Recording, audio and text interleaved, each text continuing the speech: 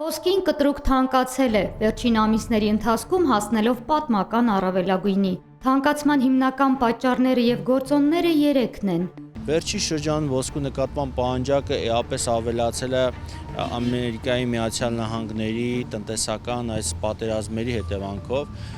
Դոնալդ Թրամփը մի շարք երկրների նկատմամբ բարձր մաքսատուրքեր սահմանեց, այդ երկրները իրենց հերթին մաքսատուրքեր սահմանեցին, սա ստեղծեց բավական լուրջ անորոշություն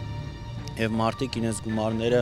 փորձեցին այսպես խաղաղ նավահանգիստ տեղափոխեն։ Թանկացման վրա նաև ազդեցություն է թողել ռուսական ոսկու նկատմամբ արևմտյան բաժանմիջոցները։ Հիշեցնեմ, որ տարիներ առաջ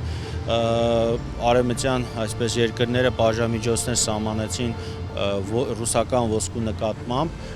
և այդ ոսկին սկսեց արտահանվել կամ վերարտահանվել երրորդ երկրների միջոցով, օրինակ մեկը Հայաստանի միջոցով էր վերարտահանումները իրականացվում։ Իսկ երրորդ գործոնը ժամանակակից տեխնոլոգիաներն են, մեծ քանակությամբ ոսկի է անհրաժեշտ չիպերի և այլ իրերի արտադրության համար։ Այս ամենն իր ուղիղ ազդեցությունն է թողնում թե գործարարների, թե սովորական գնորդների վրա։